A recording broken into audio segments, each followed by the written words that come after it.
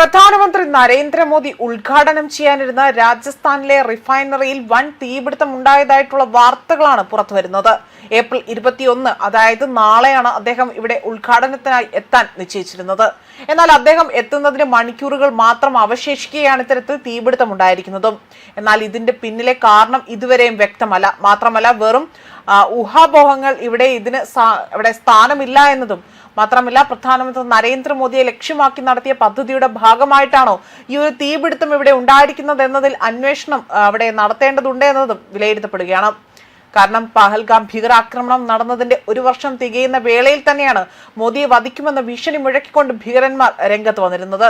ആയതിനാൽ തന്നെ ഈ തീപിടുത്തം ആസൂത്രിതമാകാൻ ഇവിടെ ഏറെയും സാധ്യതകൾ ഉണ്ട് എന്ന് തന്നെയാണ് വ്യക്തമാകുന്നത്. അതേസമയം രാജസ്ഥാനിൽ ചൊവ്വാഴ്ച ഉദ്ഘാടനം നിശ്ചയിച്ചിരുന്ന റിഫൈനറിയിൽ വൻ തീപിടുത്തം ഉണ്ടാവുകയും അവിടെ പ്രധാനമന്ത്രി നരേന്ദ്രമോദി എത്താനിരിക്കവെയാണ് ഈ തീപിടുത്തം ഉണ്ടായിരിക്കുന്നത്.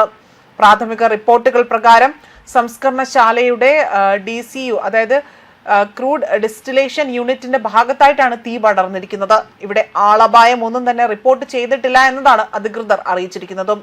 രാജസ്ഥാനിലെ പചപ്ത്ര ബാലേത്രയിലുള്ള ഇന്ത്യയുടെ ആദ്യത്തെ ഗ്രീൻഫീൽഡ് സംയോജിത refinery petrochemical complex Hindustan petroleum corporation ലിമിറ്റഡിന്റെയും അതേപോലെ തന്നെ രാജസ്ഥാൻ സർക്കാരിന്റെയും സംയുക്ത സംരംഭമായാണ് ഇത് അറിയപ്പെടുന്നത്.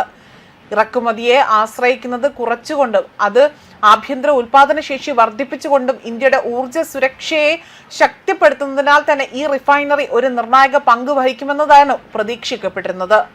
സംസ്കരണശാലയുടെ ആ ശിലാസ്ഥാപനം 2013 സെപ്റ്റംബർ 22 അശോക് ഗെഹ്ലോട്ട് ആകട്ടെ നേതൃത്വം നൽകിക്കൊണ്ട് അന്നത്തെ സംസ്ഥാന സർക്കാരിന്റെ കാലത്ത് കോൺഗ്രസിന്റെ മുതിർന്ന നേതാവ് സോണിയാഗാന്ധിയാണ് നിർവഹിച്ചത്.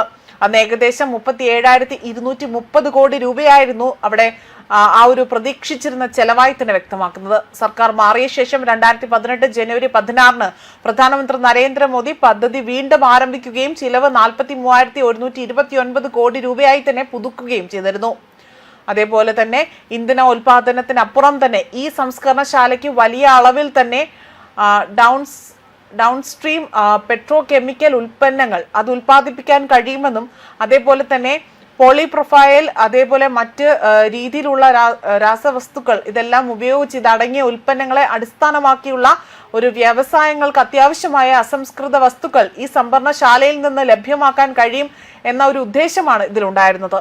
അതേപോലെ തന്നെ പ്ലാസ്റ്റിക്, ഫർണിച്ചർ, കാർഷിക പൈപ്പുകൾ, പാക്കേജിംഗ്, ഫീലിംഗ്സ്, അതേപോലെ തന്നെ ഓട്ടോമൊബൈൽ ഘടനകൾ, സിൻഡിക്കേറ്റഡ് ഫാബ്രിക്കുകൾ, അതേപോലെ മെഡിക്കൽ ഉപകരണങ്ങൾ, പെയിന്റ്, ഡിറ്റർജന്റ് പോലുള്ള രാസവസ്തുക്കൾ എന്നിവയുൾപ്പെടെ തന്നെ നിരവധി ഉൽപാദനങ്ങളുടെ വ്യവസായത്തിന് സംസ്ഥാനത്ത് വഴിയൊരുക്കാൻ ഉദ്ദേശിച്ചിരുന്നതായും അതിനാൽ തന്നെയാണ് ഈ റിഫൈനറി സ്ഥാപിച്ചിരിക്കുന്നതെന്നതാണ് വ്യക്തമാക്കിയിരിക്കുന്നത്.